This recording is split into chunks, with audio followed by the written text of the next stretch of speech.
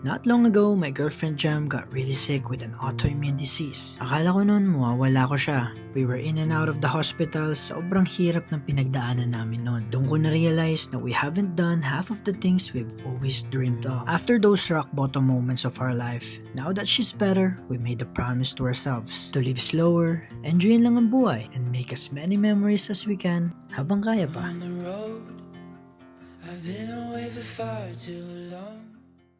Today's adventure, nasa camping pa rin kami ni Jam. Part 2 nga pala to ng overnight camping namin dito sa White Lake, British Columbia, sa Canada. Mamaya na ang check-out namin dito. Kaya nagising talaga ako ng maaga para mag-paddleboard. Sakto, iniwan din kasi namin to dito kagabi. Grabe, sobrang peaceful ngayong umaga. Ito na ang vitamin D.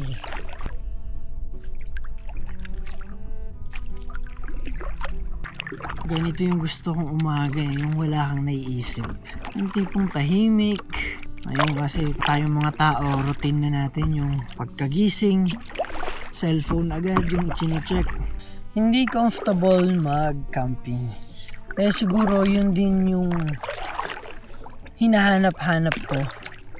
Yung uncomfortability. Kasi everyday I've always been comfortable with my routine, habit, na to the point na gusto ko naman ng iba. And yung pagpunta sa camping or kahit nga pagpunta lang sa nature, pag-hike, it breaks that, alam mo yun, it breaks that cycle. Yung mga kasama ko kahapon, pagdating pa lang namin, na-board na agad sila dahil wala kaming dalang mga board game or any kind of activities. Ayun, naghanap sila ng wifi. Yung problema, walang signal dito, walang internet. Kaya kagabi, ang tanging ginawa lang talaga namin is pagmasdan ko ang anong meron kami, which is the stars. Masaya lang dahil sunod-sunod yung nakita naming mga meteorite. Hindi siya yung parang shooting star kasi yung parang mabilis, diba? Yung parang milliseconds mo lang makikita, then kukupas na. Yung mga meteorite talaga, star siya, kasing laki siya ng mga stars na ang parang eroplano, actually mas mabilis pa sa eroplano. Ang cool.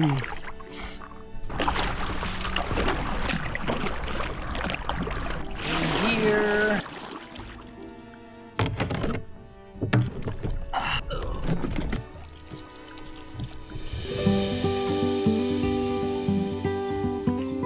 for our breakfast, gagawa ko ng corned beef with patatas. Sakto tulog ko Sa camping. Sakto yung lamig, tapos yung likod ko hindi nasaktan. Ako din. Ako kahit nga natulog na nga ako sa sahig na. Tapos nakita ko, love, pag gising ko, nakita kita, nasa loob na ng kumot. Tapos ako walang kumot, nakaganyan na ako. Sa loob na ng kumot. Tapos nakita ko, ang dami mo pang space doon. Tapos ako natulog sa sahig.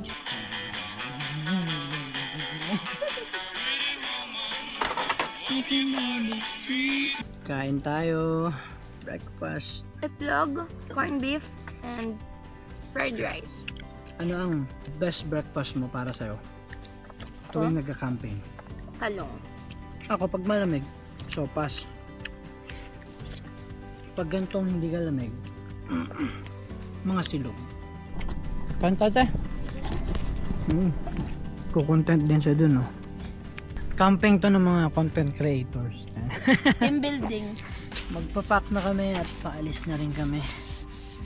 We only stay here for a night and okay naman, solid yung stay namin. Hindi ganun kalamig, hindi rin mainit. Sakto. Bye-bye campground! Pauwi na nga kami pero along the way, may nadaanan kaming lake na may napakagandang spot. Ay, ang gaganda. So may napasukan kami ditong Uy, yun yung lake! Blind Bay ang tawag. Never pa kami nakapunta dito. Along the way lang siya pauwi. And dumaan muna kami. Tingnan natin kung makaligo tayo. Ayun yung may lake. I don't know where I've been. According to the map, meron daw lookout point dito. Pasok tayo dito. Kaya, Ito yung gusto ko, yung spontaneous lang. Bawal. So wala. Ikot tayo. Akala ko merong Hindi, merong community park. Ito Park lang tayo dito sa Bahay niya ba to? Ito, te? Park tayo dito.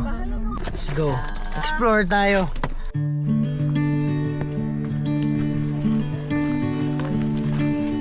Bundo! Ang ganda. Love, gusto ko mag-swimming. Wow, dito ka na. Maganda tayo mag-chase. Kaya nga, dito na. Ganda naman to. Dito na ako mag-swimming. Swimming tayo. Grabe. Dito ang problema, walang mga washroom na pagpapalitan. Guys, ito na yung pinakamagandang lake na nakita ko dito sa beach. Di nga. Just kidding. Hindi sa bagay kasi Pero, ang ganda yeah. ng mga bundok. Ang ganda niya, parang nasa Palawan kami. Akay ko, Mochi. Grabe guys, ang ganda.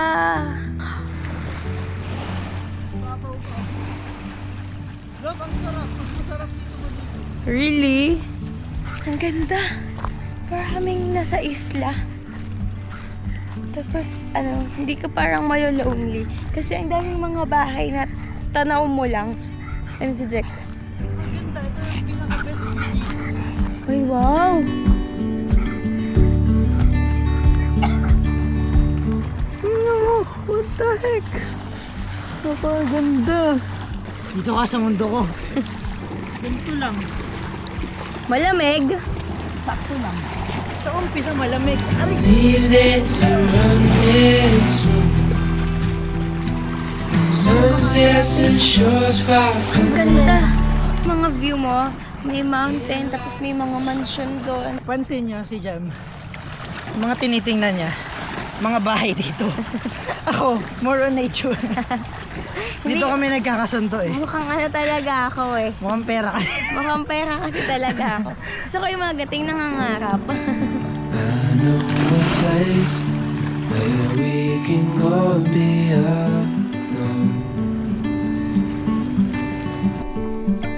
So come away with me, nobody has to.